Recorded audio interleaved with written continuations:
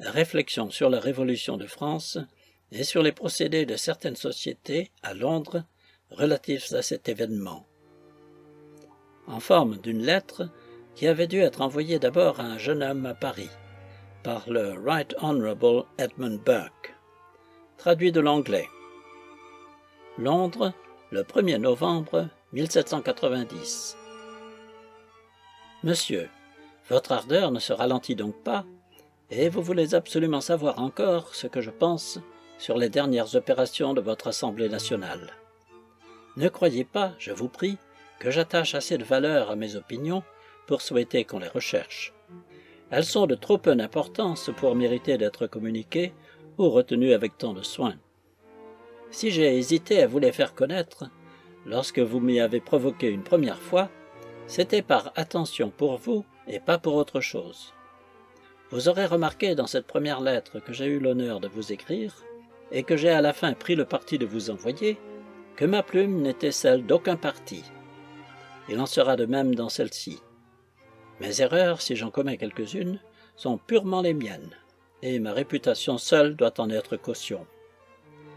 Malgré mon désir vraiment sincère de voir régner en France l'esprit d'une liberté éclairée, quoique je pense que, suivant toutes les règles d'une bonne politique, vous devriez en confirmer à jamais l'esprit et les bases dans un corps permanent, et rendre effectives les volontés de ce corps en investissant un seul organe du pouvoir de les mettre en action.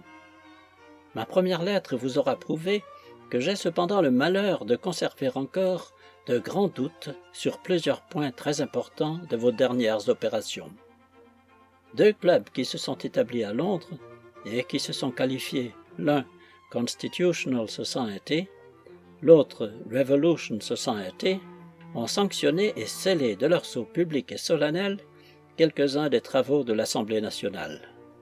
Vous avez imaginé d'après cela que vous pouviez me compter au nombre de ceux qui les approuvent, et vous m'avez écrit. J'ai certainement l'honneur d'appartenir à plus d'un club dans lesquels la constitution de ce royaume et les principes de la Révolution qui nous honorent sont maintenus avec un profond respect. Et j'ose avouer que je suis un de ceux qui montrent le plus d'ardeur pour maintenir cette constitution et ses principes dans son plus grand degré de pureté et de vigueur. Je mets donc beaucoup d'importance à ce qu'il n'y ait aucune erreur sur ma conduite. Tous ceux qui, comme moi, aiment à entretenir le souvenir de notre Révolution et qui sont attachés à la constitution de ce royaume, éviteront avec grand soin qu'on ne les confonde avec cette sorte de gens qui, sous le prétexte et avec l'apparence du zèle pour l'une et pour l'autre, ne s'écartent que trop souvent de leurs vrais principes et qui sont prêts à profiter des moindres occasions pour abandonner cet esprit à la fois ferme, prudent et résolu qui a produit la première et qui préside au maintien de la seconde. Mais avant de répondre aux points importants de votre lettre, je vous demanderai la permission de vous faire part de ce que j'ai pu connaître de ces deux clubs qui ont jugé convenable, en leur prétendue qualité de corps, de se mêler des grands intérêts de la France, après toutefois vous avoir bien assuré que je ne suis pas et que je n'ai jamais été membre d'aucun des deux.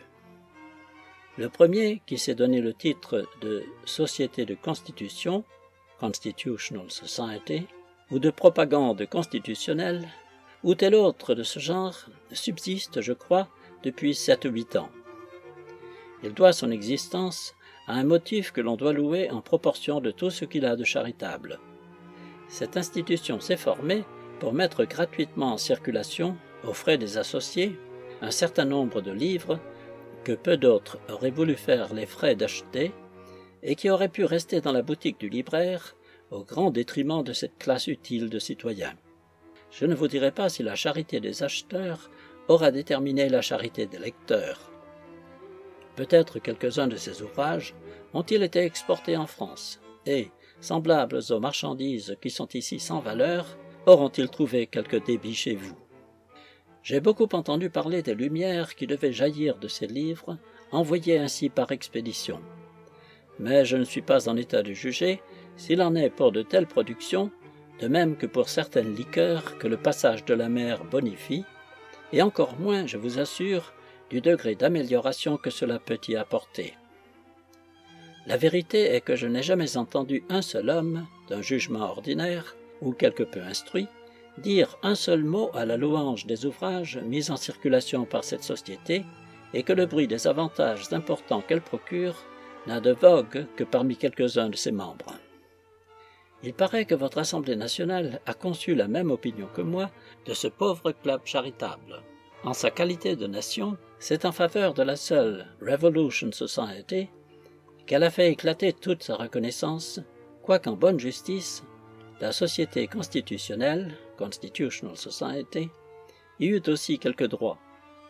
Mais puisque vous avez choisi la première comme le grand objet de vos exaltations et de vos remerciements nationaux, vous trouverez tout simple que ces dernières démarches deviennent aussi le sujet de mes observations.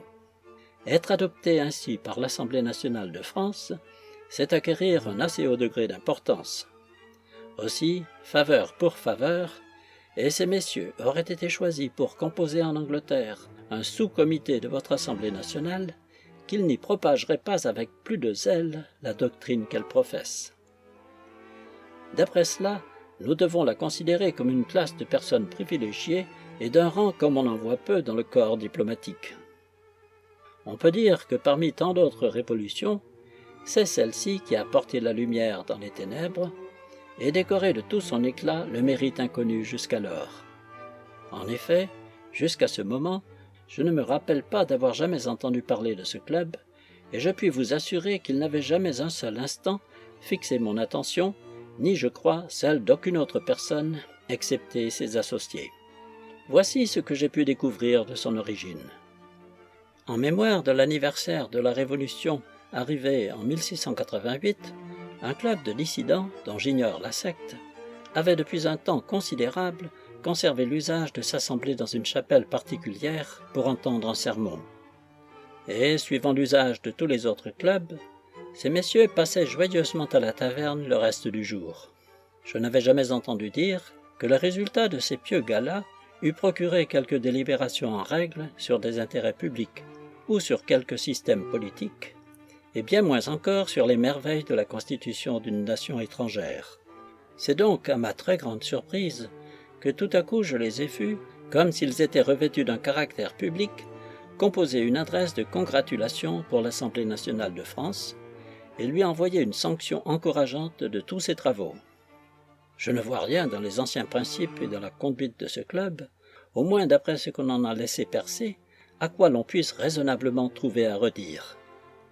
Mais il me paraît très probable que certaines personnes, préoccupées du désir de mettre à exécution quelques projets chéris, auront été bien aises de s'enrôler dans cette société. Elles se seront plues à choisir la confrérie entière pour être l'instrument de leurs pieuses résolutions, parce qu'elles sont du nombre de ces honnêtes politiques chrétiens qui aiment à répandre des bienfaits et à cacher dans l'ombre la main qui les donne. Quelque bonne raison que je puisse avoir pour soupçonner leur menée, je ne parlerai avec certitude que de ce qui est public. Quant à moi, je serais très fâché que l'on pût croire que j'eusse à ces démarches aucune part, même indirecte. J'avoue que, conformément à l'usage général, je prends en particulier ma bonne part de toutes les spéculations qu'enfante la scène politique de ce monde, soit dans le passé, soit dans le présent, soit dans l'Antiquité, soit dans les temps modernes, soit dans la République de Rome, soit dans celle de Paris. Mais, n'ayant pas reçu une mission apostolique universelle, n'étant qu'un citoyen dont toutes les actions sont subordonnées à la volonté générale, je croirais faire une chose au moins déplacée et irrégulière si j'ouvrais une correspondance en forme avec le gouvernement actuel d'une nation étrangère, sans l'autorisation expresse de celui sous lequel je vis. Je voudrais d'autant moins me mêler d'une telle correspondance que sous la dénomination d'un caractère aussi équivoque, on pourrait faire croire à beaucoup de gens qui ne sont pas familiarisés avec nos usages que l'adresse en question est l'ouvrage de personnes réellement revêtues d'un caractère public, avouées par les lois de ce royaume et autorisées par elles à agir comme ses organes.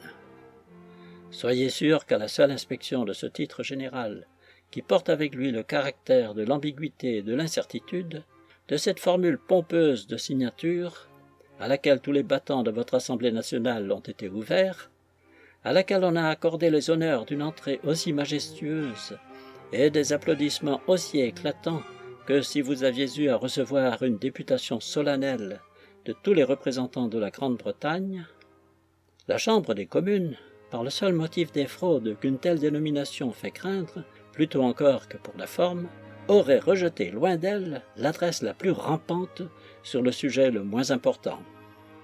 Si l'adresse que cette société a jugé à propos de vous envoyer avait été tout simplement un morceau de dissertation, il aurait peu importé d'en connaître les auteurs, parce que leur nom n'aurait ajouté aucune valeur à leurs opinions. Mais c'est bien autre chose. C'est ce que nous appelons « resolution and vote », comme qui dirait un décret. Alors sa force est dans son authenticité, mais comme cette authenticité n'est l'ouvrage que d'un certain nombre d'individus, parmi lesquels très peu se sont fait connaître, il me semble qu'ils auraient tous dû annexer leur signature. Alors le monde entier aurait pu savoir combien ils sont, qui ils sont, et leur habileté personnelle, leur connaissance, leur expérience, la considération dont ils jouissent dans l'État, auraient déterminé le degré d'importance que l'on doit mettre à leurs opinions. Quant à moi, qui suis un homme sans détour, je trouve leur procédé un peu trop adroit. Cela a trop l'air d'un stratagème politique dont le but est de donner, à l'abri d'une qualification sonore, de l'importance aux déclarations publiques de ce club. Déclarations qui n'en paraissent pas trop dignes quand on les examine d'un peu près. Ce genre de politique a beaucoup de la physionomie de la fraude. Je me flatte que j'aime autant qu'aucun de ces messieurs, quels qu'ils soient, une liberté mâle, morale et bien réglée. Que même j'ai peut-être donné d'aussi bonnes preuves qu'aucun d'eux de mon attachement à cette cause dans tout le cours de ma conduite publique. Je crois que la liberté des autres nations n'est pas plus pour moi que pour eux un objet de jalousie.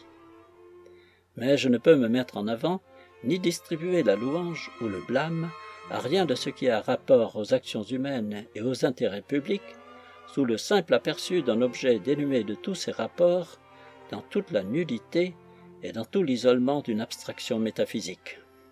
Les circonstances, qui ne sont rien pour quelques personnes, sont pourtant, dans la réalité, ce qui donne à un principe de politique sa couleur distinctive et son véritable caractère. Ce sont elles qui rendent un plan civil et politique utile ou nuisible au genre humain.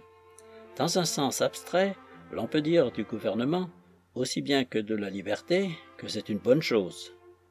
Mais aurais-je raisonnablement pu, il y a 10 ans, féliciter la France sur son gouvernement, car alors elle en avait un, sans m'être informé auparavant de la nature de ce gouvernement et de la manière dont on l'administrait? Puis-je aujourd'hui féliciter cette même nation sur sa liberté? Est-ce parce que la liberté, dans son sens abstrait, doit être classée parmi les bienfaits du genre humain, que j'irais sérieusement complimenter un fou qui se serait échappé de la contrainte protectrice et de l'obscurité salutaire de son cachot, sur le recouvrement de la lumière et de sa liberté? Irais-je complimenter un voleur de grand chemin ou un meurtrier qui aurait brisé ses fers sur la récupération de ses droits naturels? Ce serait renouveler la scène des galériens et de leur héroïque libérateur, le métaphysicien chevalier de la triste figure. Quand je vois agir d'après l'esprit de la liberté, je suis frappé de la force du principe que l'on met en action. Mais c'est pour l'instant tout ce que je puis connaître. C'est comme le premier moment d'une fermentation, dans le travail de laquelle les gaz se dégagent. Il faut attendre pour porter son jugement que la première effervescence soit un peu apaisée, que la liqueur soit clarifiée, et que l'on voit quelque chose de plus distinct qu'une surface écumeuse et bouillonnante. Il faut donc aussi, avant que je me détermine à féliciter hautement les gens sur un bienfait quelconque, que je sois bien sûr qu'en effet, ils en ont reçu un. La flatterie corrompt à la fois celui qui la reçoit, ainsi que celui qui la donne. Et le peuple, aussi bien que les rois, a plus d'une fois éprouvé les dangers de l'adulation. C'est par ces raisons que je suspendrai mes félicitations sur la nouvelle liberté de la France, jusqu'à ce que j'aie été informé de la manière dont elle a été combinée avec le gouvernement, avec la force publique, avec la discipline et l'obéissance militaire, avec l'exactitude et la distribution des paiements effectifs, avec la morale et la religion, avec la sûreté des propriétés, avec la paix et le bon ordre, avec les mœurs publiques et privées. Toutes ces choses, dans leur espèce, ont bien aussi leur valeur, et sans elles, la liberté qui existe n'est pas un bienfait. Sans elle, elle ne peut pas durer longtemps. L'effet de la liberté pour les individus, consistant en ce qu'ils fassent tout ce qui leur plaît, nous devrions nous donner le temps de voir ce qu'il leur plaira de faire, avant de hasarder des félicitations, au risque d'être obligés de les changer ensuite en compliments de condoléances. C'est ainsi que la prudence nous prescrirait d'agir à l'égard des hommes considérés comme individus séparés. Mais quand les hommes agissent encore, la liberté est puissance. Des gens prudents ne se déclareront pas qu'ils n'aient observé l'usage que l'on fera de cette puissance, et particulièrement d'une chose aussi sujette à l'épreuve qu'un nouveau pouvoir dans de nouvelles personnes, dont les principes, les caractères et les dispositions ne sont que peu ou point connus, et dans des circonstances où ceux qui paraissent se donner le plus de mouvement n'en sont peut-être pas les vrais moteurs. Toutes ces considérations sont cependant fort au-dessous de la dignité de la Revolution Society. Et la Révolution est cependant au-dessus de toutes ces considérations. Tandis que j'étais à la campagne, d'où j'ai eu l'honneur de vous écrire, je n'avais qu'une idée imparfaite de ses manœuvres. En arrivant à la ville, je me suis procuré un recueil de sa doctrine, publié par son ordre, et renfermant un serment du docteur Price, avec une lettre du duc de la Rochefoucauld, une autre de l'archevêque d'Aix, et plusieurs autres documents y annexés. L'ensemble de cette production, dont le dessein manifeste était d'établir une connexion réelle entre nos affaires et celles de la France, et de nous entraîner à imiter la conduite de l'Assemblée nationale, me causa, je l'avoue, une peine considérable, parce que l'influence de cette conduite sur le pouvoir public, sur le crédit, sur la prospérité et la tranquillité de la France, devenant tous les jours plus frappante, chaque jour indique aussi, par la marche de la Constitution que l'on établit, quelle sera la forme de son gouvernement. Nous sommes parvenus aujourd'hui au point de pouvoir discerner, avec une exactitude suffisante, la véritable nature de l'objet que l'on nous propose d'imiter. S'il est des circonstances où la prudence, la réserve et une sorte de dignité prescrivent le silence, il en est d'autres où une prudence d'un ordre supérieur justifie le parti que l'on prend de publier ses réflexions. Quant à nous, les commencements de la confusion sont très faibles, je vous l'assure. Mais chez vous, ne les avons-nous pas vus plus faibles encore dans leur enfance, acquérir tout à coup une force audacieuse, accumuler montagne sur montagne, et finir par déclarer la guerre aux cieux? Quand la maison de notre voisin est en feu, on ne peut pas trouver mauvais que les pompes jouent un peu sur la nôtre. Il vaut mieux pécher par trop de précautions que de se laisser accabler par une sécurité trop aveugle. Comme la tranquillité de ma patrie est le principal objet de mes vœux, sans que je sois cependant indifférent à celle de la vôtre, je donnerai plus d'étendue à une communication que je n'avais destinée d'abord qu'à votre propre satisfaction. C'est à vous, monsieur, que je continuerai de m'adresser, et mes yeux ne s'écarteront pas de la suite de vos affaires. Je conserverai la forme épistolaire, parce que mes pensées en seront plus libres, et que je les expliquerai à mesure qu'elles me viendront à l'esprit, sans que j'aie à m'occuper du soin de les classer avec plus de méthode. Je débute par la conduite de la Société de la Révolution, Revolution Society, mais je ne me bornerai pas à ce qui la regarde. Et comment le pourrais-je? Il me semble que je suis au milieu d'une grande crise, et que ce n'est pas la France seule, mais l'Europe entière, et peut-être plus que l'Europe, qui y est intéressée. En réunissant toutes les circonstances de la Révolution de la France, on peut dire que c'est certainement la plus étonnante que l'on ait vue jusqu'à présent dans le monde entier. Les choses les plus surprenantes ont été exécutées en plusieurs occasions par les moyens les plus absurdes et les plus ridicules, par des formes qui l'étaient tout autant, et l'on ne pouvait pas mettre en évidence des agents plus méprisables. Tout paraît hors de nature dans ce chaos étrange de légèreté et de férocité et dans ce mélange de toutes sortes de crimes mêlés à toutes sortes de folies. En jetant les yeux sur ces monstruosités et sur ces scènes tragicomiques, les passions les plus opposées se succèdent et quelquefois se confondent ensemble dans l'esprit. On passe du mépris à l'indignation, du rire aux larmes et du dédain à l'horreur. Il faut cependant convenir que quelques personnes ont envisagé cette scène sous un point de vue tout à fait différent. Elles n'y ont trouvé matière qu'à des élans de joie et à des transports de ravissement. Elles n'ont vu dans ce qui est arrivé en France que l'effort courageux et modéré de la liberté. Elles ont trouvé le tout dans un tel accord avec la morale et la piété que non seulement elles l'ont jugé digne du panégyrique séculaire, célébré par de certains téméraires politiques machiavélistes, mais même qu'elles l'ont trouvé très propre à cadrer avec toutes les effusions saintes de l'éloquence de la chair. Voici le fait. Le 4 octobre dernier, c'était un matin, au rendez-vous accoutumé des dissidents, rue du Old Jewry, tout le club ou toute la confrérie étant assemblée, un ministre non-conformiste très éminent, le docteur Richard Price, débita un mélange assez extraordinaire en forme de sermon. On y remarquait quelques bons sentiments de morale et de religion qui n'étaient pas mal exprimés. Ils étaient mixturés dans une sorte de consommé d'opinion et de réflexion politique de plusieurs espèces. Mais la Révolution de la France était l'ingrédient le plus considérable de cette composition. L'adresse que la Société de la Révolution a envoyée à l'Assemblée nationale par le ministère de Lord Stanhope a été engendrée d'après les principes de ce sermon, et je pense qu'elle en est le corollaire. C'est là que le prédicateur lui-même en a fait la motion, et tous les esprits, au sortir de ce sermon, fumant encore des inspirations de son éloquence, l'ont adopté sans modification et sans aucune censure ni explicite ni même implicite.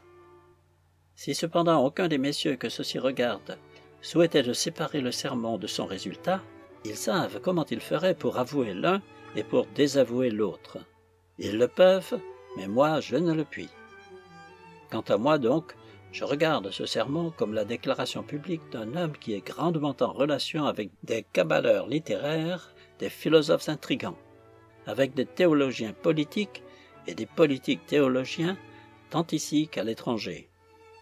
Je sais qu'ils ont mis cet auteur en avant comme une espèce d'oracle, parce que, avec les meilleures intentions du monde, il philippise naturellement et que ses inspirations prophétiques sortent de sa bouche dans un unisson très conforme à leur projet. Ce sermon est d'un style dont, je crois, il n'y a pas eu d'exemple dans ce royaume, dans aucune des chaires que l'on y tolère, ou de celles que l'on y protège, depuis l'année 1648, dans le temps où un prédécesseur du docteur Price, le révérend Hughes Peters, faisait retentir dans les voûtes de la propre chapelle du roi, au palais de St. James, les honneurs et les privilèges de ces soi-disant saints, qui, ayant les louanges de Dieu dans la bouche, une épée à 2 tranchants dans la main, devaient exécuter le païen et punir le peuple, charger leur roi de chaînes et leurs nobles d'entraves. Peu de sermons, si l'on en accepte ceux du temps de la Ligue en France, ou du temps fameux de la nôtre, peuvent être comparés à celui du Old Jewry pour l'esprit de modération que l'on y distingue. Supposons cependant que l'on eût pu trouver quelque chose de modéré dans ce sermon politique. Encore faut-il convenir que la politique et la chair ne vont guère ensemble. On ne doit entendre dans l'Église que la voix lénifiante de la charité chrétienne. La cause de la liberté civile et celle du gouvernement ne gagnent pas plus par cette confusion de devoirs que celle de la religion. Quand vous voyez des gens qui se dépouillent ainsi de leur propre caractère pour se revêtir d'un autre qui ne leur appartient pas, soyez sûr que, pour le grand nombre, ils ne sont capables d'exercer ni l'un ni l'autre. Tout à fait étrangers au monde dans lequel ils sont si empressés de se faufiler, et tout à fait neufs pour toutes les affaires sur lesquelles ils prononcent avec une si grande confiance, ils n'ont de commun avec la politique que les passions qu'elle excite.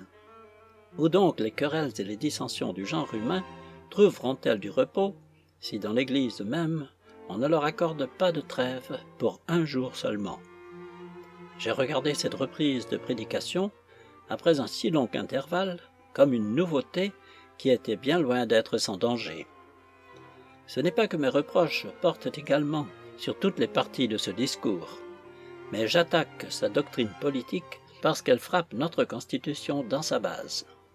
C'est dans ce sermon qu'il établit, par devant la Revolution Society, que notre roi est presque le seul roi légal dans le monde, parce qu'il est le seul qui doive sa couronne au choix de son peuple.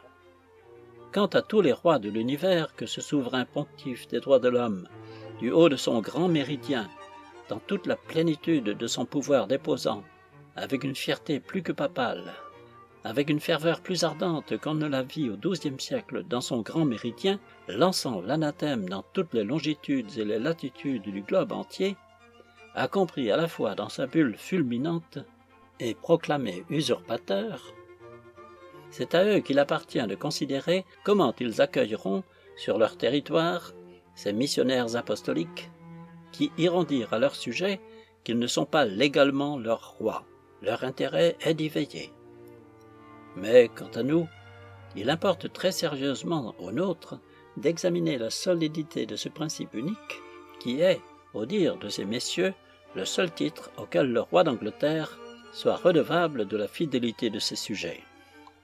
Cette doctrine, si on l'applique au prince régnant, est ou une absurdité, et alors elle n'est ni vraie ni fausse, ou elle établit le plus imaginaire, le plus dangereux, le plus illégal et le plus inconstitutionnel de tous les principes.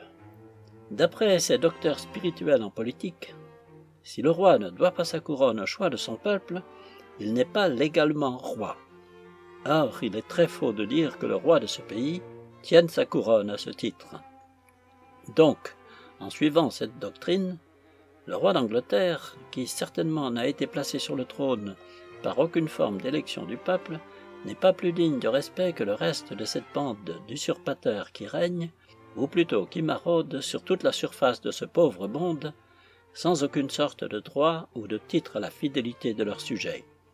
Il est clair que les propagateurs de cet évangile politique espéraient qu'en acceptant ainsi le roi de la Grande-Bretagne, leur principe abstrait, le principe de la nécessité d'une élection du peuple pour que la magistrature souveraine soit légalement exercée, serait d'abord une moins grande sensation, mais qu'en même temps, les oreilles s'habitueraient graduellement à l'entendre et finiraient par le croire un principe fondamental admis sans contestation. Que cette théorie, ainsi déposée dans les syro-conservateurs de l'éloquence de la chair, serait mise à l'écart pour un usage à venir. Quando et compono que mox depromere possim. Je cherche, et quand je trouve, je mets de côté pour les mauvais jours. Le but de cette politique est d'endormir notre gouvernement en le flattant par une réserve à laquelle il n'a aucune prétention, et de lui enlever, en lui donnant ainsi ce dont il n'a aucun besoin, la sécurité qu'il a en commun avec tous les autres gouvernements, autant du moins que l'opinion est une sécurité. C'est ainsi que ces politiques cheminent, tandis que l'on fait moins d'attention à leur doctrine.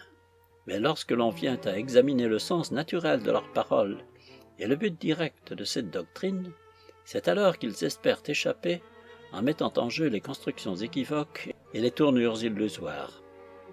Ainsi, lorsqu'ils ont dit très positivement que le roi devait sa couronne au choix de son peuple et qu'il était par conséquent le seul roi légitime du monde entier, vous verrez que cela ne signifiera plus autre chose, sinon que quelques-uns de ses prédécesseurs ont été appelés au trône par une espèce de choix, et que c'est par cette raison qu'il doit sa couronne à l'élection de son peuple. Ainsi, ils espèrent, par un misérable subterfuge, et à la faveur d'une interprétation dérisoire, que leur proposition s'échappera saine et sauve. Car si vous admettiez cette interprétation, comment leur idée d'élection différerait-elle de celle que nous avons de l'hérédité? Et comment l'établissement de la couronne dans la branche de Brunswick, qui remonte à Jacques Ier, légaliserait-il plutôt notre monarchie que celle de toute autre contrée voisine de la nôtre? Dans un temps ou dans un autre, certainement tous les chefs de dynastie ont été choisis par ceux qui les mettaient à leur tête. Il n'en faut pas davantage pour fonder l'opinion que toutes les couronnes de l'Europe ont été électives, avec plus ou moins de limitations dans les objets du choix, si l'on veut se reporter aux périodes les plus reculées. Mais quels que puissent avoir été les rois ici ou ailleurs, il y a 1000 ans, ou de quelque manière que la dynastie de l'Angleterre ou de la France ait commencé, le roi de la Grande-Bretagne est aujourd'hui roi en vertu d'un ordre de succession établi par les lois du royaume. Et en même temps que ce prince exécute comme il le fait les conditions du pacte de la souveraineté, il possède sa couronne en dépit du choix de la Revolution Society, qui, à la prendre individuellement ou collectivement, n'a certainement pas dans son sein un seul droit de suffrage pour l'élection d'un roi, quoique je n'en doute pas, ces messieurs ne voulussent bientôt s'ériger en collège électoral si les choses parvenaient à un point de maturité qui leur fit espérer de réaliser leurs prétentions. La couronne passera successivement à la postérité du roi régnant, au même mépris de leur choix auquel elle lui a été transmise. On ne peut pas commettre une erreur de fait plus énorme que de dire que le roi doit sa couronne au choix de son peuple. Quel que soit le succès que ces messieurs espèrent du subterfuge auquel ils pourraient avoir recours à cet égard, rien du moins ne pourra pallier le sens de leur déclaration pleine et formelle sur le principe qu'ils avancent, que le peuple a le droit de choisir ceux qui le gouvernent, principe qui est fondamental pour eux et auquel ils s'attachent particulièrement. Toutes leurs insinuations obliques sur l'élection se rapportent à ce principe, et de peur que cette exclusion accordée au roi en faveur de son titre légal ne passât pour une tirade de flatterie sous le masque de la liberté, le théologien politique établit dogmatiquement que, par les principes de la Révolution, le peuple d'Angleterre a acquis 3 droits fondamentaux, lesquels, selon lui, composent un seul système et sont encadrés dans une courte sentence, savoir, premièrement, celui de choisir nous-mêmes ceux qui nous gouvernent, deuxièmement, celui de les déposer pour mauvaise conduite, troisièmement, celui de composer un gouvernement pour nous-mêmes. Voilà une déclaration de droit toute nouvelle et certainement inouïe jusqu'à ce jour. Quoiqu'elle soit faite au nom de tout le peuple, elle appartient cependant à ces messieurs et à leur faction. Le corps du peuple de l'Angleterre n'y a aucune part, il la désavoue entièrement. Il s'oppose à l'établissement d'une telle assertion au péril de sa vie et de sa fortune. Il est engagé à le faire par les lois du royaume, par les lois établies au temps de cette même révolution que cette société, qui abuse de son nom, ose cependant citer en faveur des prétendus droits qu'elle met en avant. Ces messieurs du Old Jewry, dans tout leur raisonnement sur la révolution de 1688, ont tellement devant les yeux et dans le cœur celle qui arriva en Angleterre 40 ans auparavant, ainsi que la dernière révolution de France, qu'ils les confondent constamment ensemble toutes trois. Il est nécessaire que nous séparions ce qu'ils confondent. Il faut que nous rappelions leurs imaginations égarées aux actes de la Révolution que nous révérons pour leur en démontrer les véritables principes.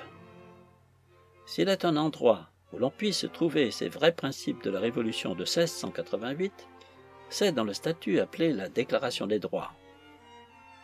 On ne voit pas dans cette déclaration, sage et modérée et respectée, dans cette déclaration qui a été rédigée par les premiers d'entre les hommes de loi et des hommes d'État, et non pas par de chauds enthousiastes dénués d'expérience, on n'y voit pas, dis-je, un seul mot, ni même la moindre suggestion, d'un droit général de choisir ceux qui nous gouvernent, de les déposer pour mauvaise conduite, et de créer un gouvernement pour nous-mêmes. Cette déclaration des droits, acte de la première année du règne de Guillaume et de Marie, ayant été renforcée, expliquée, augmentée, et ses principes fondamentaux étant à jamais fixés, elle est devenue la pierre angulaire de notre Constitution. Elle est intitulée « Acte pour déclarer les droits et libertés des sujets et pour fixer l'ordre de la succession à la couronne ». Vous observerez que ces droits et que cet ordre de succession sont réunis dans le même acte et qu'ils sont liés ensemble d'une manière indissoluble. Peu d'années après cette époque, il s'offrit une nouvelle occasion pour mettre en avant ce droit d'élire nos rois. Guillaume n'ayant eu aucun enfant, la reine Anne qui lui succéda n'en ayant pas eu non plus, le Parlement eut encore à s'occuper de la succession à la couronne et des moyens d'assurer plus fortement la liberté du peuple. A-t-il agi dans cette seconde occasion d'après les principes du Old Jewry, afin de légaliser le nouvel établissement de la couronne? Non. Il se conforma au principe qui avait prévalu dans l'acte de la Déclaration des droits, comme indiquant, avec plus de précision, les personnes de la ligne protestante qui étaient appelées à régner. On remarque dans cet acte, toujours dicté par le même principe de politique, que ce qui intéresse notre liberté est que ce qui regarde le droit de succession au trône est incorporé dans le même texte pour n'en faire qu'une seule et même chose. Loin de penser à ce droit de choisir ceux qui nous gouvernent, il est déclaré qu'il est d'une nécessité absolue pour la paix, la tranquillité et la sécurité de ce royaume que la succession continue dans cette ligne, la ligne protestante qui descendait de Jacques Ier, et qu'il est également urgent pour la nation de maintenir à l'avenir un ordre de succession positif auquel les sujets auraient toujours recours comme à leur sauvegarde. Ces deux actes, dans lesquels se font entendre les oracles clairs et infaillibles qui ont dirigé toute la politique de la Révolution, au lieu de présenter de ces expressions trompeuses et énigmatiques sur le droit de choisir ceux qui nous gouvernent, prouvent jusqu'à la démonstration combien la sagesse de la nation était éloignée de vouloir faire une loi générale d'un cas de nécessité. Sans doute, lors de la Révolution, on s'écarta un peu pour cette fois de l'ordre strict et régulier de la succession dans la personne du roi Guillaume. Mais il est contre tous les vrais principes de la jurisprudence d'établir en principe une loi faite dans un cas particulier et pour un individu particulier. Privilegium non transit in exemplum. S'il y eut jamais un temps favorable pour établir un principe, qu'un roi choisi par le peuple était le seul qui fût légal sans contredit, c'était celui de la Révolution. Si l'on ne l'a pas fait alors, c'est une preuve que la nation pensait qu'on ne devait jamais le faire en aucun autre temps. Il n'y a personne qui ignore notre histoire au point de ne pas savoir que dans le Parlement, le plus grand nombre dans chaque parti était si peu disposés à rien faire de conforme à ce principe qu'en premier lieu, ils étaient déterminés à placer la couronne vacante non pas sur la tête du prince d'Orange, mais sur celle de sa femme Marie, fille du roi Jacques, aîné des enfants de ce roi, dont il reconnaissait indubitablement le droit. Ce serait vous rappeler une histoire bien rebattue que de réunir sous vos yeux toutes ces circonstances qui démontrent que l'avènement de Guillaume n'a pas été à proprement parler un choix, mais que, pour tous ceux qui ne souhaitaient pas en effet de rappeler le roi Jacques, ou ce qui serait revenu au même d'inonder le royaume de sang, exposés au même danger auquel on venait d'échapper, la religion, les lois et la liberté, c'était véritablement une résolution de nécessité dans toute l'étendue de signification morale que l'on peut donner à ce mot. Au surplus, il est très curieux d'observer dans cet acte comment, dans un cas très particulier, où le Parlement s'écartait de l'ordre exact de la succession en faveur d'un prince qui, quoiqu'il ne fût pas le plus près, était cependant peu éloigné de la ligne qui avait droit à la couronne avant lui, Lord Somers se comporta dans la rédaction délicate de ce bill appelé Déclaration de droit, dont il fut chargé. Il est curieux d'observer avec quelle adresse cette interruption accidentelle dans l'ordre de la succession est voilée à tous les regards. On s'attacha dans cet acte de nécessité à tout ce qui pouvait maintenir l'idée d'une succession héréditaire. Et cet homme célèbre et la législature qui l'a suivi n'ont pas manqué de suivre la même marche et de ramener tous les esprits à ce principe d'hérédité. Ce rédacteur habile, quittant le style sec et impératif d'un acte du Parlement, entraîne les pairs et les communes dans un pieux élan législatif. C'est alors qu'il déclare qu'il regarde comme un effet merveilleux de la Providence, comme un effet de la bonté miséricordieuse de Dieu pour cette nation, d'avoir conservé les personnes royales de leur majesté, de les avoir heureusement fait régner sur le trône de leurs ancêtres, et que pour ce bienfait, ils adressent au ciel, du fond de leur cœur, des prières et des remerciements. Le Parlement avait évidemment en vue l'acte de reconnaissance de la reine Élisabeth et celui de Jacques Ier, tous deux si énergiquement déclaratoires sur la nature héréditaire de la couronne, et ils suivirent en grande partie, avec une précision presque littérale, les mots et même la forme d'action de grâce que l'on trouve dans ces vieux statuts déclaratoires. Les deux chambres, dans cet acte du roi Guillaume, n'ont pas remercié Dieu de ce qu'il leur avait fourni une si belle occasion de faire valoir le droit de choisir ceux qui nous gouvernent, et encore moins procéder à une élection, ce seul titre légal à la couronne. Elles ont regardé au contraire comme un effet de la Providence d'avoir échappé même à la seule apparence d'une chose semblable. Elles ont jeté un voile politique et adroitement tissu sur toutes les circonstances qui pouvaient affaiblir les droits qu'elles avaient en vue de perpétuer dans un meilleur ordre de succession, ou qui auraient pu servir d'un exemple pour s'écarter par la suite d'un plan qu'elles venaient de fixer à jamais.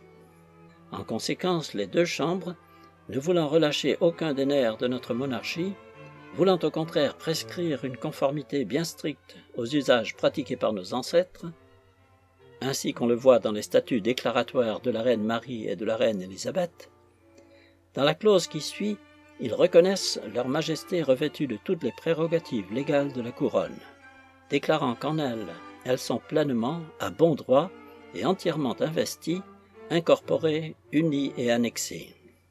Dans la clause qui suit celle-ci, pour prévenir toute demande qui pourrait émaner d'anciens prétendus titres à la couronne, il est déclaré, ayant aussi le soin de conserver le même style, la même politique traditionnelle, et de répéter comme une sorte de rubrique les expressions des précédents actes d'Élisabeth et de Jacques, que de la stabilité dans l'ordre de succession dépendent, sous la protection de Dieu, l'unité, la paix et la tranquillité de cette nation.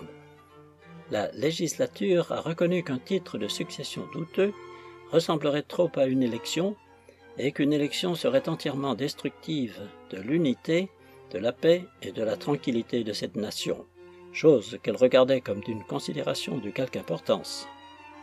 Pour nous les procurer, et par conséquent pour écarter à jamais la doctrine du Old Jewry, ce droit de choisir ceux qui nous gouvernent, elle ajoute une clause extraite du précédent acte de la reine Élisabeth, où l'on trouve le gage le plus solennel qu'il soit possible de donner en faveur de la succession héréditaire, et la renonciation la plus formelle qu'il soit possible de faire aux principes que cependant cette société lui impute. Les lords spirituels et temporels et les communes, au nom de tout le peuple suddi, se soumettent eux-mêmes fidèlement et humblement, eux, leurs héritiers et leur postérité à jamais, et promettent fidèlement qu'ils soutiendront, maintiendront et défendront leur suddite majesté, et aussi l'ordre de succession à la couronne, ainsi qu'ils viennent de la spécifier et de la fixer dans toute la force de leur pouvoir, etc., etc. Il est si loin d'être vrai que nous ayons acquis par la Révolution le droit de choisir nos rois, que l'eussions-nous possédé auparavant, la nation anglaise y a alors solennellement renoncé et l'a abdiqué à jamais pour elle-même et pour sa postérité. Ces messieurs peuvent être aussi fiers qu'il leur plaira de leurs principes Whig. Quant à moi, je ne désire pas de passer pour un meilleur Whig que Lord Somers. Je ne désire pas de mieux entendre les principes de la Révolution que ceux qui l'ont conduite et terminée, ou de lire dans la Déclaration des droits quelques mystères inconnus à ceux dont le style pénétrant a gravé dans nos règlements et dans nos cœurs les mots et l'esprit de cette loi immortelle. Il est vrai qu'à la faveur des pouvoirs qui dérivaient de la force et de l'occasion, la nation était en quelque sorte alors libre de prendre le parti qu'il lui plairait pour remplir le trône. Mais elle n'était libre d'agir ainsi que sur les mêmes fondements d'après lesquels elle aurait été libre de détruire la monarchie et toutes les autres parties de notre Constitution. Cependant, le législateur n'a pas pensé qu'un changement aussi hardi fût compris dans la compétence de ses pouvoirs. Il est en vérité bien difficile, et peut-être impossible, de donner des bornes à la compétence abstraite du pouvoir suprême, tel qu'il était exercé alors par le Parlement. Mais quant à la compétence morale, celle qui, dans l'exercice même d'un pouvoir plus incontestablement souverain, soumet la volonté du moment à la raison permanente, aux maximes constantes de la fidélité, de la justice et d'une politique fondamentale et invariable, ces limites sont parfaitement intelligibles et vraiment impératives pour ceux qui exercent quelque autorité dans l'État sous quelque nom ou à quelque titre que ce soit. La Chambre des pairs, par exemple, n'est pas compétente moralement pour dissoudre la Chambre des communes. Pas davantage pour se dissoudre elle-même, ni pour abdiquer, si elle le voulait, la part qui lui appartient dans la législature du royaume. Quoiqu'un roi puisse abdiquer pour sa personne, il ne peut abdiquer pour la monarchie. Par une raison aussi forte, ou plus forte encore, la Chambre des communes ne peut renoncer à la portion d'autorité qui lui appartient. L'engagement et le pacte social, ce qu'on appelle généralement la Constitution, défendent telle invasion ou tel abandon. Les parties constituantes d'un État sont obligées de conserver leur foi publique les unes à l'égard des autres et à l'égard de tous ceux qui tirent de leur engagement quelque sérieux intérêt, autant que l'État tout entier doit tenir sa foi avec les communautés séparées. Autrement, la compétence et le pouvoir seraient bientôt confondus l'un avec l'autre, et il ne resterait plus d'autre loi que la raison du plus fort. D'après ce principe, la succession à la couronne a toujours été ce qu'elle est aujourd'hui, une succession héréditaire par la loi. Dans l'ancienne ligne, elle était telle par la loi commune. Mais aujourd'hui, c'est en vertu d'une loi établie, d'un statut conforme aux principes de la loi commune, dont la substance n'est pas changée, mais dont on a réglé le mode, et d'un statut dans lequel on a défini les personnes. Note. Il est sans doute inutile de placer ici une note particulière pour faire connaître la différence qui existe entre la loi commune en Angleterre et la loi établie, ce qu'on appelle common law et statute law. Ces deux espèces de lois sont de la même force et dérivent d'une autorité semblable puisqu'elles émanent du consentement général et du pacte de la Convention sociale, Communi Sponsione Rei Publicae, et comme telles, elles obligent également et réciproquement le roi et le peuple, aussi longtemps que leurs dispositions sont observées, et c'est ainsi qu'elles perpétuent l'existence d'un corps politique de la même nature.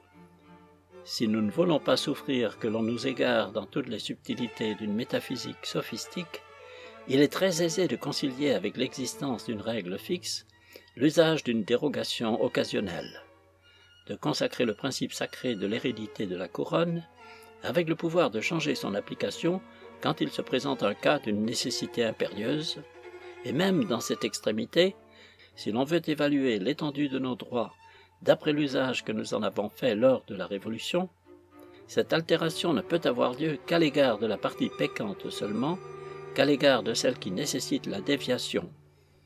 Et même, on doit alors l'effectuer sans décomposer la masse entière du corps civil et politique, sous le prétexte de vouloir créer, avec les premiers éléments de la société, un ordre de choses tout à fait nouveau. Un État qui serait privé des moyens de faire quelque changement serait privé, par cela seul, de ceux de se conserver. S'il n'a pas ce pouvoir, il risque même de perdre la partie de sa constitution qu'il désirait de conserver le plus religieusement. Ces deux principes de conservation et de redressement opérèrent fortement à ces deux époques critiques de la Restauration et de la Révolution, lorsque l'Angleterre se trouva sans roi. À ces deux époques, la nation avait perdu le lien d'union de son antique édifice. Elle ne détruisit pas pour cela sa composition tout entière. À ces deux époques, au contraire, elle régénéra seulement la partie défectueuse de cette ancienne constitution en conservant les parties qui n'étaient pas altérées. Elle conserva ces anciennes parties exactement comme elles étaient, et elle fit en sorte que la partie renouvelée pût s'y adapter. Elle agit par le moyen des masses organisées de notre vieille forme d'organisation, et non par celui des molécules organiques d'un peuple tout décomposé. Dans aucun temps, peut-être, la souveraine législature n'a montré un intérêt plus tendre pour ce principe fondamental de la Constitution anglaise qu'à cette époque de la Révolution où elle dévia de la ligne directe de la succession héréditaire. La couronne fut portée un peu au-delà de la ligne qu'elle avait parcourue jusqu'alors. Mais cette nouvelle ligne partait de la même souche.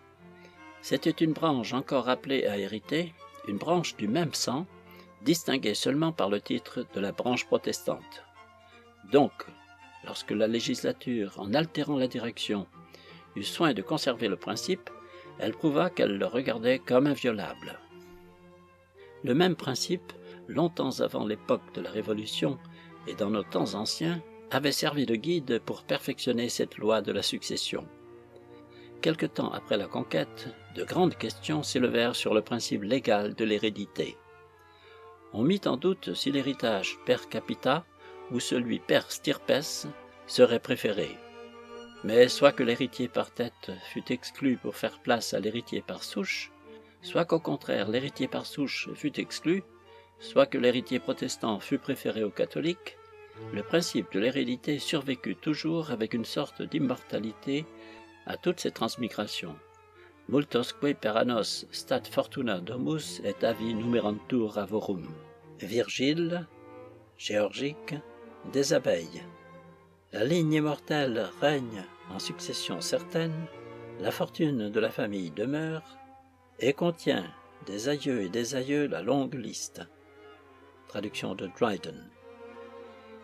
Tel est l'esprit de notre Constitution, non seulement dans le cours ordinaire des choses, mais même dans toutes nos révolutions.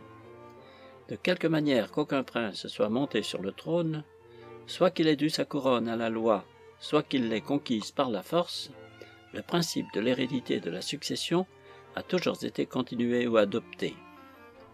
Les messieurs de la Revolution Society n'ont vu dans celle de 1688 que la déviation de la Constitution, et ils ont pris la déviation du principe pour le principe lui-même.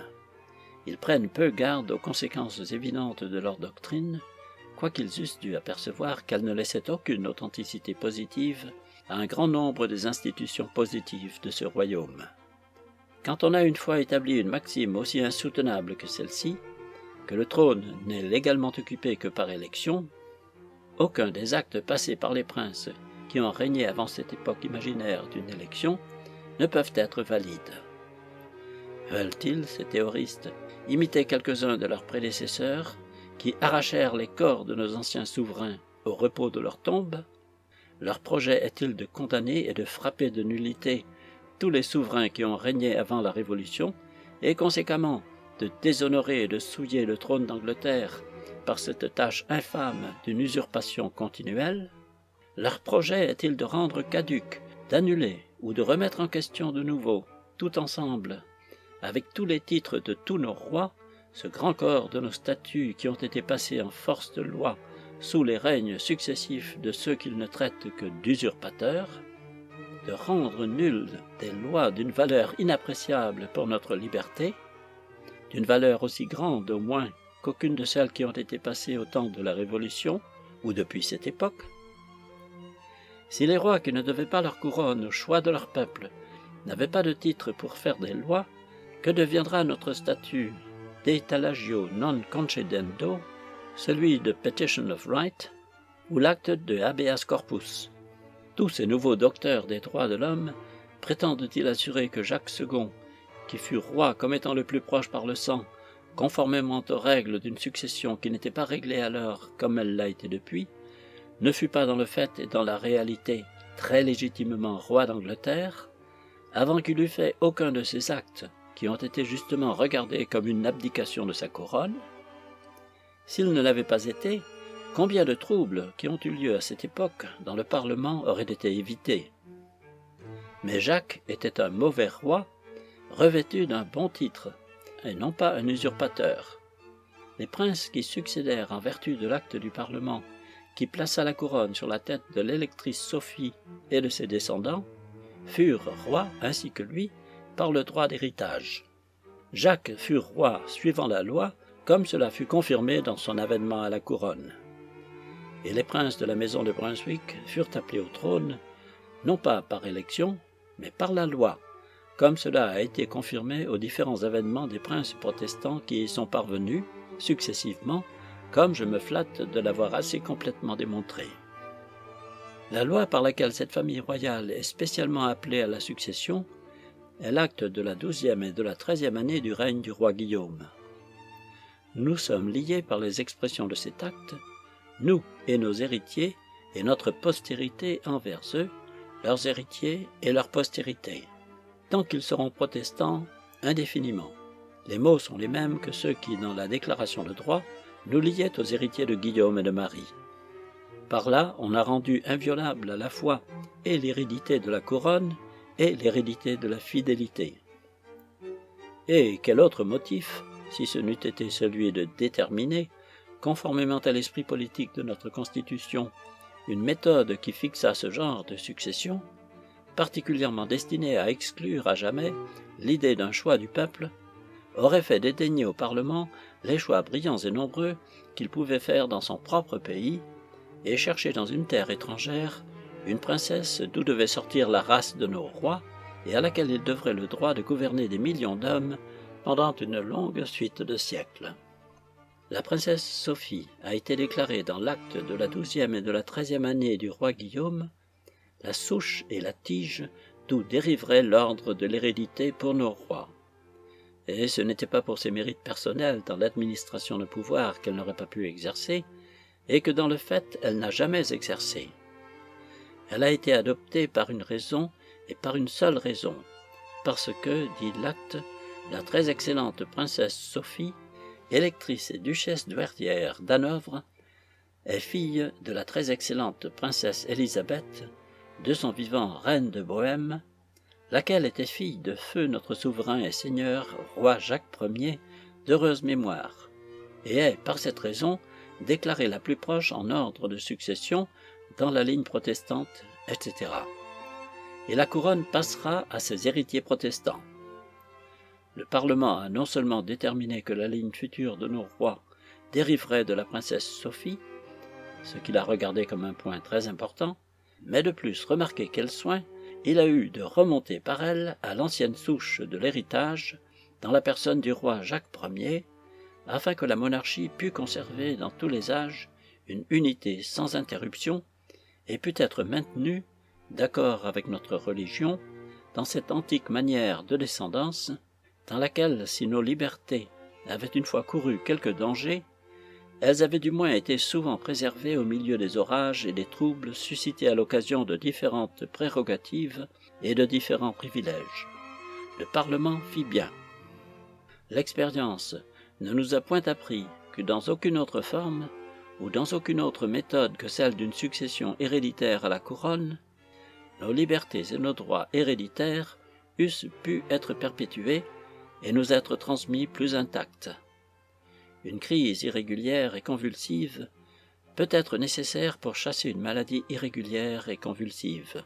Mais l'ordre de succession est l'état de santé habituel de la Constitution anglaise.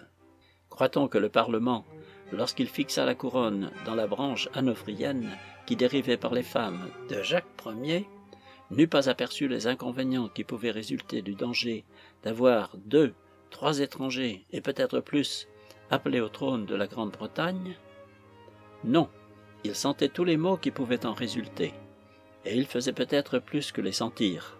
Mais on ne peut pas donner une preuve plus forte de la conviction pleine où était la Grande-Bretagne que les principes de la Révolution ne l'autorisaient pas à élire des rois à sa fantaisie, sans aucune autre considération pour les anciens principes fondamentaux de notre gouvernement que de l'avoir, continuant à adopter un plan de succession héréditaire dans la ligne protestante, malgré les inconvénients attachés à ce que cette ligne fût étrangère, malgré qu'elle les eût devant les yeux et qu'ils agissent sur son esprit avec la plus grande force.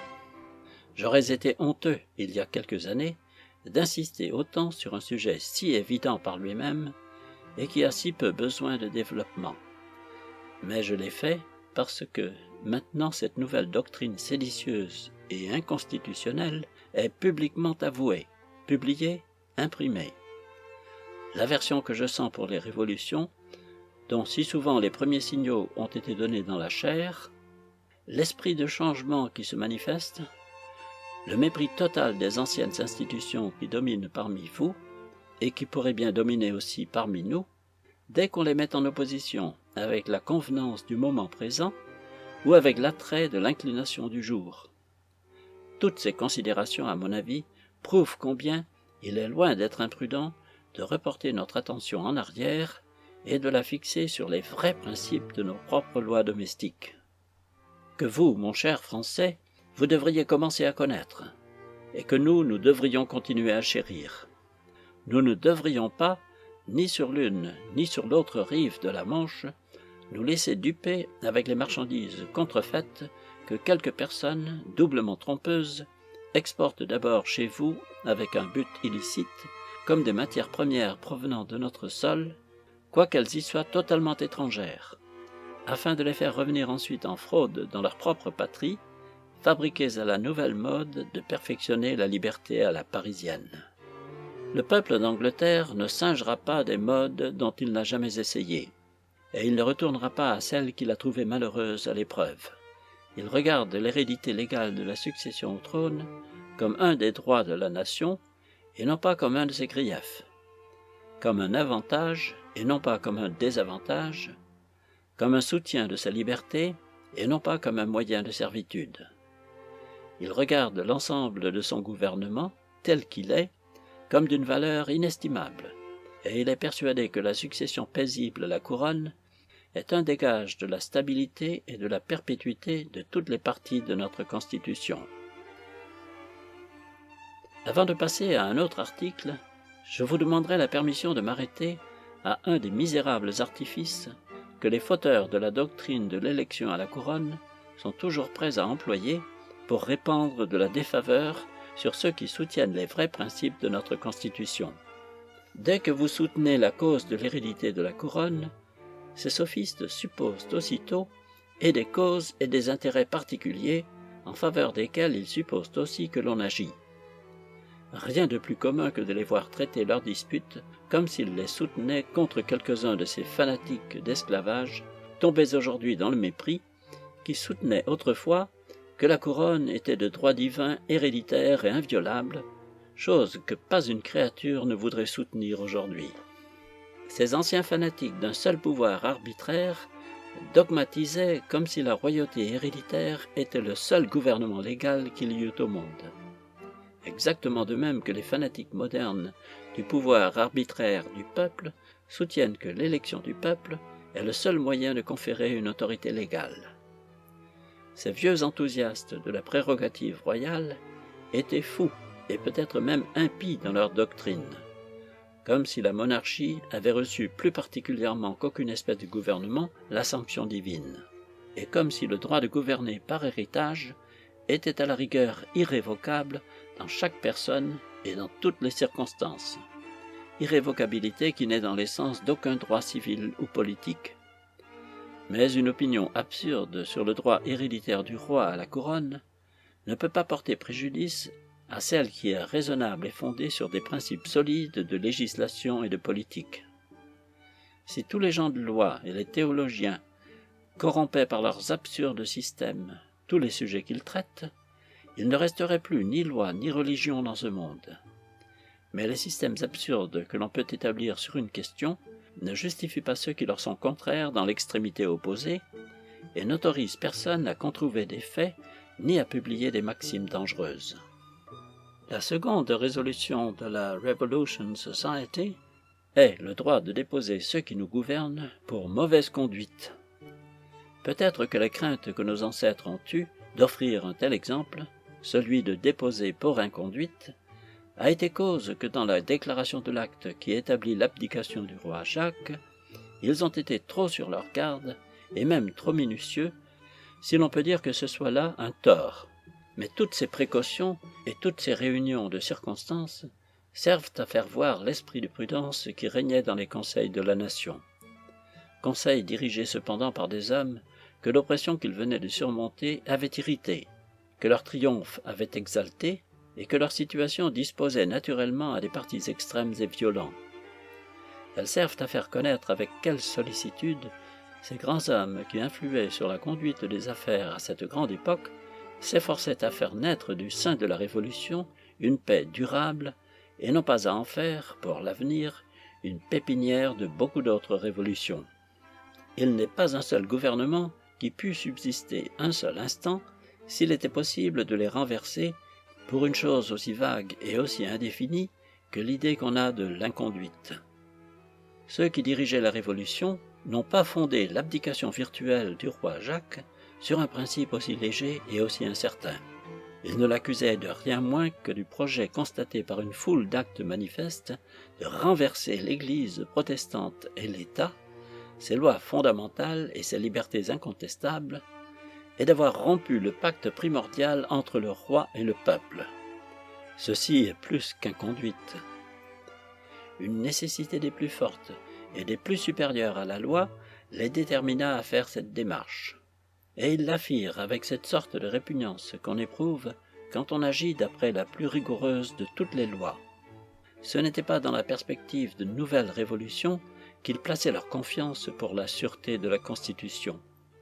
Le but politique de toute leur détermination était au contraire de mettre tous les souverains futurs presque dans l'impossibilité de forcer de nouveau le royaume à la nécessité de recourir à des remèdes aussi violents. Ils ont laissé la couronne ce qu'elle a toujours été aux yeux et dans l'esprit de la loi, au-dessus de leur responsabilité. Mais pour rendre la couronne encore plus indépendante, ils ont réuni tout le poids de la responsabilité sur les ministres d'État. Dans le statut du roi Guillaume, appelé acte déclaratif des droits et libertés des sujets, et pour fixer la succession de la couronne, ils ont établi que les ministres serviraient la couronne conformément aux termes de cet acte. Bientôt après, ils pourvurent aux assemblées fréquentes du Parlement, par le moyen desquelles toute l'administration devait être sous l'inspection constante et sous le contrôle vigilant des représentants du peuple et des magnats du royaume. Dans le grand acte constitutionnel qui suivit, je veux dire celui de la 12e et de la 13e année du règne de Guillaume, nos ancêtres ont établi, pour limiter encore plus la couronne et pour mieux assurer les droits et les libertés des sujets, qu'aucun pardon scellé du grand sceau d'Angleterre ne pourrait être opposé comme exception contre une accusation intentée par les communes assemblées en Parlement. Ainsi, les règles d'administration consignées dans la Déclaration des droits, l'inspection constante des parlements, l'usage de traduire en justice, parurent des moyens beaucoup meilleurs, non seulement pour assurer la Constitution et la liberté, mais même pour prévenir les vices d'administration, que cette réserve d'un droit si difficile dans la pratique, si incertain dans son emploi, et souvent si pernicieux dans ses conséquences, que de casser au gage ceux qui nous gouvernent. Dans ce même sermon, le docteur Price proscrit l'usage de présenter au roi des adresses remplies d'une flatterie et d'une adulation révoltante. Et en cela, il a raison. Au lieu d'employer ce style dégoûtant, il propose pour les occasions où l'on va féliciter le roi, de lui dire que Sa Majesté doit se regarder plutôt comme le serviteur que comme le souverain de son peuple.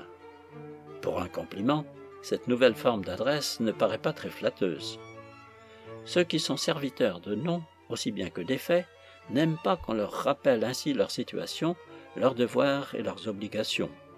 L'esclave dit à son maître dans une ancienne comédie « Haec commemoratio est quasi exprobratio ». Un tel rappel est presque une réprimande. Cela n'est ni plaisant comme compliment, ni salutaire comme instruction. Après tout, si le roi consentait à faire écho avec cette nouvelle forme d'adresse, à l'adopter dans les mêmes termes, et même à choisir pour protocole de son style royal la dénomination de serviteur du peuple, je n'imagine pas comment, lui ou nous pourrions y gagner quelque chose.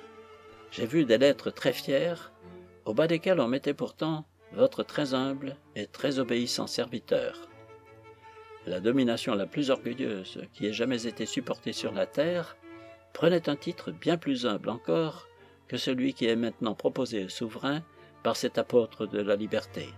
Des rois et des nations ont été foulés sous le pied d'un être qui se faisait appeler le serviteur des serviteurs. Et des bulles ont été envoyées pour déposer des rois, au bas desquels on voyait pour grand sceau le cachet d'un pêcheur. Je n'aurais regardé tout ceci que comme une sorte de futile et vain discours, dans lequel, comme dans une fumée insipide, quelques personnes souffrent que l'esprit de la liberté s'évapore, si ce n'était pas sérieusement, à l'appui de cette idée et de ce système, de casser au gage les rois pour inconduite, que cela est dit. Sous ce rapport, cela mérite quelques observations.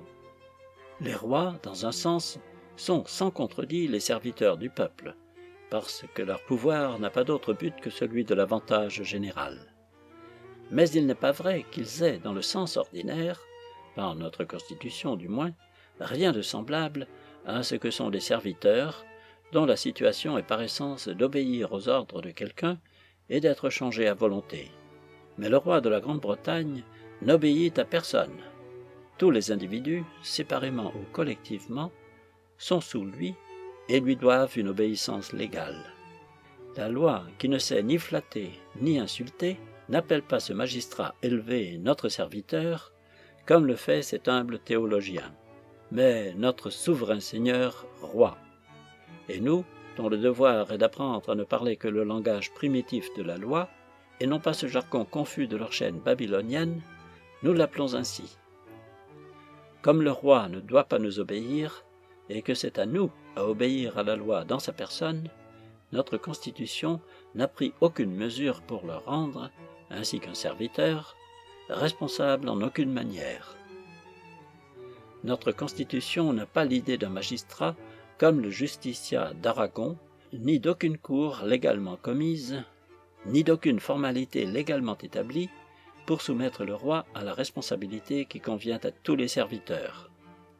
En ceci, Sa Majesté n'est pas distinguée de la Chambre des communes et de la Chambre des pairs, qui, chacune dans son caractère public et séparé, n'est tenue à rendre aucun compte de sa conduite. Quoi qu'il plaise à la Revolution Society d'affirmer directement, contre ce qu'il y a de plus sage et de plus beau dans notre Constitution, que le roi n'est que le serviteur du public, créé par lui et responsable à lui. Ce serait bien mal à propos que nos ancêtres, à l'époque de la Révolution, auraient mérité leur réputation de sagesse s'ils n'avaient pas trouvé d'autre sécurité pour leur liberté qu'en affaiblissant le gouvernement et en rendant son titre précaire. S'ils n'avaient pas trouvé de meilleur remède contre le pouvoir arbitraire que la confusion de l'État. Au surplus, que ces messieurs fassent connaître quel est ce représentant du public devant lequel ils affirment que le roi doit être responsable comme un serviteur, il sera temps seulement alors que je leur produise la loi positive qui affirme qu'il ne l'est pas. La cérémonie de casserogage les rois dont ces messieurs parlent si à leur aise peut rarement, si même elle peut jamais l'être, être représentée sans le secours de la force. Cela devient alors un cas de guerre et non pas un point de constitution. Le bruit des armes commande aux lois et les réduit au silence. Les tribunaux sont anéantis en même temps que la paix qu'il n'est plus en leur pouvoir de maintenir.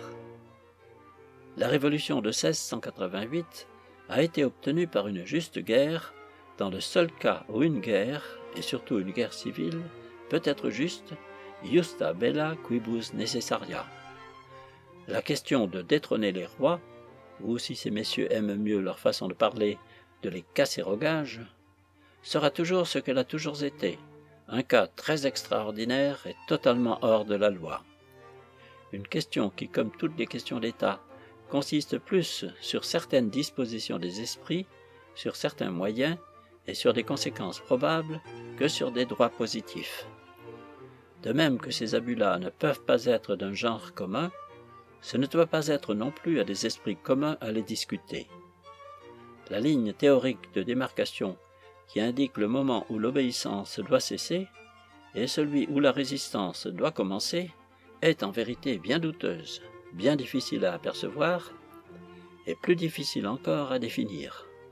Ce n'est pas un seul acte ou un seul événement qui peut la déterminer. Il faut que l'on ait bien mésusé du pouvoir et que le gouvernement soit dans une grande confusion. Il faut que la perspective de l'avenir soit aussi mauvaise que l'a été l'expérience du passé, avant même que cette idée puisse venir à l'esprit. Quand les choses sont arrivées à cette situation déplorable, la nature même du mal indique celle du remède à ces hommes que la nature a doués des qualités nécessaires pour administrer, dans ces moments extrêmes, cette potion critique, ambiguë et amère, à un état en désordre. Le temps, les occasions, les provocations leur fourniront alors les leçons nécessaires. Le sage se déterminera par la gravité du cas, l'irritable par sa sensibilité à l'oppression, l'esprit élevé par le dédain et par l'indignation qu'il éprouve en voyant le pouvoir confié à des mains qui en sont indignes, le brave et le fougueux par cet amour honorable des dangers dans une cause généreuse. Mais à bon droit ou à tort, Une révolution paraîtra toujours la dernière ressource de celui qui pense et de celui qui sait sentir.